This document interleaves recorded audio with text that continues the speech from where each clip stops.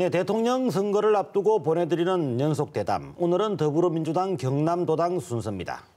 자, 이제 대선이 3주 앞으로 다가왔습니다. 각 정당에서는 대선 후보를 확정짓고 본격적인 대선전에 들어갔는데요. 더불어민주당도 지난 3일 최종 대선 후보로 문재인 후보를 선출한 바 있습니다. 더불어민주당 정영훈 경남도당 위원장과 함께 주요 공약과 경남 지역의 정책, 대선 전략까지 다양한 이야기 나눠보겠습니다. 자, 더불어민주당 정영훈 경남도당 위원장 자리에 나와 있습니다. 자, 안녕하십니까? 안녕하세요. 반갑습니다. 여러 가지로 선거 전에 바쁘실 텐데 자리 나와주셔서 감사합니다. 아이고, 불러주셔서 고맙습니다. 네. 자, 바로 본론으로 들어가겠습니다. 예. 첫 번째 질문부터 좀 드려야 되겠는데요. 더불어민주당 문재인 후보 내놓은 공약에 대한 이야기입니다. 예. 가장 눈에 띄는 공약이 치매 국가 책임제 이런 그 공약을 내놓으셨어요. 예. 이게 전국적으로 이제 온 전 국민들에게 다 해당이 되는 정책으로 보이는데 네네. 뭐 제목으로 봐서는 치매를 국가가 관리해야 된다 그런 예. 것으로 해석이 됩니다. 예. 자, 어떤 정책인지 좀 설명해 주시죠. 예. 내가 너 엄마를 죽였다 이런 말씀 들어본 적이 있습니까? 네네. 이거는 영화에 나오는 대사가 아니고요. 치매에 걸린 아내를 2년간 부양하다가 힘들어서 자신의 아내를 죽인 남편이 아들에게 한 얘기입니다. 네네. 치매는 어떤 개인의 잘못이 아니지 않습니까? 그럼에도 불구하고 치매가 가정에 찾아오면 가정이 풍비박산이 날 수 있고 특히 시골 같은 공동체에는 공동체 전체가 힘들어집니다. 그래서 이 치매를 개인이나 가정에 맡기는 것이 아니라 이제 국가가 책임을 지겠다. 그런 뜻이고 그 방법은 뭐 지금 한 3가지 정도 얘기하고 있습니다. 첫째는 이 치매에 대해서도 의료보험처럼 본인 부담 상한제를 적용하겠다. 네네. 그리고 중증뿐만 아니라 경증에 대해서도 이걸 책임을 지겠다.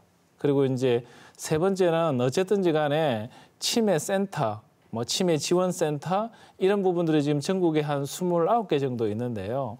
이걸로는 국가가 좀 책임지기는 어려움이 있다. 그래서 이걸 특히 지방 지역, 시골 지역에도 확대하겠다. 네, 알겠습니다. 자, 두 번째 질문을 드리겠는데요. 예. 또 전국적으로 국민들 전체에 해당되는 그런 내용입니다. 예. 도시재생 뉴딜 정책 이런 걸 내놓으셨어요. 예. 10조 원을 투자를 한다. 예. 또 전국 500개의 구도심, 노후 주거지 예. 이것을 이제 새롭게 개발하겠다라는 그런 내용인데 예. 사실은 경남 지역에도 상당히 이런 그 도시의 노후화, 예. 또 그 낡은 도심의 공동화 이런 예. 문제들이 있지 않습니까? 그렇습니다. 하지만 이 부분은 이제 이런 그 예산 문제가 반드시 따르는 것인데요. 예.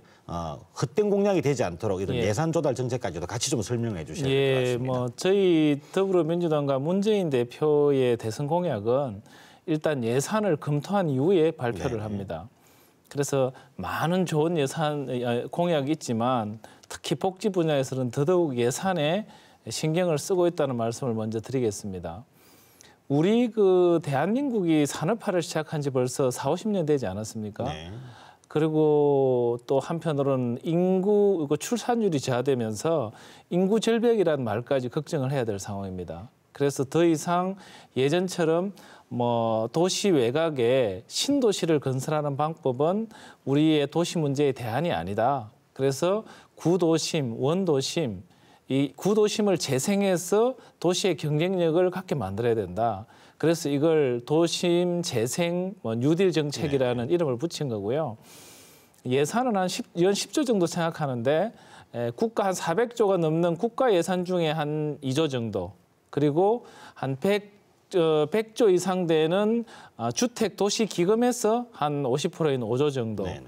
그리고 이건 어쨌든 또 지자체와 우리 LH나 SH 같은 공기업들 이런 부분들이 공공적 성격에서 집중해야 되는 것이기 때문에 거기서 한 3조 이렇게 하면 연 10조는 충분히 조달할 수 있다. 그렇게 저희들은 보고 있습니다. 네. 예를 들어서 경남 지역에는 이런 그 대상지라고 한다면 예를 든다면 어떤 지역을 얘기할 수 있을까요? 일단은 권역별로 따지면 양산 김에는 도시가 오래되지 않았기 때문에 창원권에서는 마산, 네. 뭐 하포, 뭐 월령동, 뭐이나 합성동 이런 그 마산의 구도심이 될 것이고요. 서부로 간다면 아무래도 진주 통영의 그 구도심, 특히 터미널과 구역이 있었던 이런 데가 중심이 되지 않을까 싶습니다. 알겠습니다. 네. 자, 그리고 이제 지역 현안에 대한 질문을 좀 드려야 되겠는데요. 문재인 후보 지난 11일이죠. 경남을 찾아서 경남 지역 그 9가지 공약, 9대 공약을 비전 발표를 선포식을 했습니다. 했죠. 네. 자, 이 중에서도 이런 그 가장 관심을 가질 만한 내용들, 뭐 다 관심 가질 만한 내용들이긴 합니다만은 특히나 이제 궁금한 것 경남을 항공 우주 산업의 메카로 육성한다 이런 거 발표를 하셨어요. 상당히 지금 이런 그 항공 산업 그리고 우주 산업 관련해서 경남 지역 진주 사천이 특히나 뜨고 있는데 자, 이런 어떤 그 구체적인 안을 가지고 계신지 좀 말씀해 주시죠. 그 저희 경남과 대한민국을 지난 몇십 년 동안 어떤 우리 창원의 기계 산업 그리고 1990년대 말부터는 거제 인근의 해양 조선 산업이 저희 경남과 대한민국을 먹여 살리지 않았습니까? 그러나 이제 이런 부분들을 대체할 새로운 신성장 동력, 미래의 먹거리가 필요하다. 이렇게 저희 더불어민주당과 문재인 후보는 보는 것이고요. 그 핵심이 항공우주 산업이다. 그러면 항공우주 산업을 어떻게 경남을 메카로 만들 것이냐. 첫째는 지금의 카이를 지금 카이가 그 T-50이라고 불리는 고등훈련기 이게 한 대에 한 250억에서 300억 한다고 들었습니다. 이걸 주로 팔아가지고 지금 연 매출이 한 2조 가량 되는데 700억 이상 받을 수 있는 미들급 이런 것들로 해야 이제 돈이 많이 벌리지 않겠습니까? 그리고 나아가서는 민항기 그리고 어떤 우주 발사체 이런 걸로 해서 어쨌든 카이를 지금보다 훨씬 업그레이드된 전투기와 민항기 경쟁력까지 갖게 하겠다. 그리고 이걸 위해서는 이미 그 50만 평 규모로 확정되어 있는 진주 사천 우주항공 국가산업단지 이걸 2020년에 반드시 열 수 있도록 노력하고 그 인근에 어떤 생산기지, 물류센터, 그다음에 R&D 센터 또 이런 것들을 뒷받침해 줄 수 있는 소프트웨어인 항공인력 이걸 직접 함으로써 카이와 우주항공 국가산단 중심으로 해서 반드시 경남을 우주항공 산업의 메카로 만들겠습니다. 네. 자, 다음 지역 현안 두 번째 질문을 드리겠는데요. 공약 중에서 또 하나 창원공단의 제조업 혁신 지원과 R&D 역량을 강화한다. 그래서 친환경 미래 가치를 창출하는 산업을 육성한다. 이게 이제 지금 창원산업단지의 구조고도화 사업하고 같이 몰려 있는 얘기 아니겠습니까? 실제로 창원산단지 워낙 노후화됐기 때문에 어떤 그 새로운 성장 동력을 확보하는 이런 사업 굉장히 필요합니다. 그런데 이제 이런 구조고도화 이야기는 좀 몇 년째 나오고 있는 얘기라서 좀 어떤 새로운 안을 가지고 계신지 좀 궁금합니다. 아까 말씀 올렸듯이 우리 창원의 기계산단은 수십 년간 우리 경남을 먹여 살려왔고요. 근데 이제 또 시대가 변하면 산업도 변해야 되지 않습니까? 근데 요즘 대선 후보들도 너나 없이 그 이슈로 말씀하시는 게 4차 산업혁명입니다. 네네. 예, 그래서 정보, 통신, 기술, 저는 이제 그 부분의 전문가는 아닙니다만은 그러니까 로봇이라든지 인공지능이라든지 그리고 드론과 같은 무선 운송이라든지 그리고 사물 인터넷이라고 불리는 차량과 집과 이런 것들이 다 연결되는 그러니까 이걸 4차 산업혁명의 핵심으로 저는 이해하고 있는데 결국은 이 지금 현재 있는 창원의 기계산단을 고도화한다는 것이 기존의 발상 가지고는 쉽지 않다. 그래서 이런 4차 산업혁명과 연관시키는 좀 혁명적인 발상의 전환이 필요하다. 잘 알겠습니다. 네. 자, 시청자 여러분께서는 지금 뉴스인사이더 특집 대담 대통령 선거와 관련해서 경남에 있는 각 정당의 대표들, 도당위원장들을 통해서 이야기를 듣고 계십니다. 오늘은 더불어민주당 정영훈 경남도당 위원장 순서입니다. 자, 그 정영훈 위원장님, 저희가 이제 공통적으로 드리고 있는 질문이 한 가지가 있는데요. 지방분권에 대한 질문입니다. 과연 이거 어떻게 할 것이냐. 지방분권이 그동안에 강조는 많이 돼 왔지만 아직은 여러 가지로 부족하다라는 이런 거 평가를 받고 있는데요. 자, 더불어민주당 대선 후보, 즉 그 지방분권 정책 어떤 걸 가지고 계신지 좀 말씀해 주시죠. 지방분권하면 더불어민주당 아니겠습니까? 우리 경남에 새로운 활력을 주고 있는 혁신도시. 이게 노무현 정부의 작품이거든요. 그러나 이명박 박근혜 정부 10년 동안은 기본적인 발상이 낙수 효과입니다. 그러니까 우리나라는 수도권에 집중해야 되고 수도권의 경쟁력이 국가 경쟁력이다.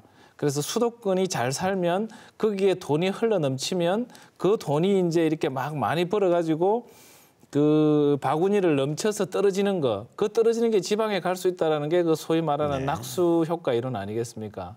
그러나 저희 더불어민주당은 예전부터 그게 아니다. 지역 균형 발전을 해야 된다. 그러기 위해서는 초기에 혁신 도시를 만들고 공기업과 공기관을 조금 좀 그렇습니다만 밀어붙여서라도 내려 보내야 된다. 네네. 그렇지 않으면 지역 균형 발전이 있을 수가 없다.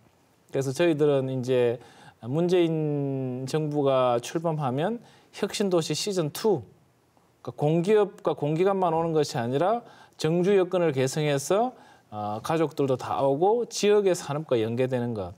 두 번째는 내년에 반드시 분권형 개헌을 해야죠. 네, 잘 알겠습니다.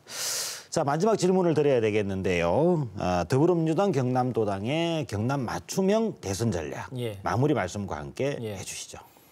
예, 저희가 국민들께 차기 정권을 맡겨주십사 하는 것은 좋은 정부를 만들어서 정권을 국민들만을 위해서 쓰겠다 이런 취지입니다. 그래서 이번 4.12 재보선에서도 나타난 민심을 받들어서 이 낙동강 벨트라 불리는 김해, 양산, 이 낙동강 벨트를 발판으로 제 지역구가 있고 제 고향인 서부 전선을 반드시 돌파한다.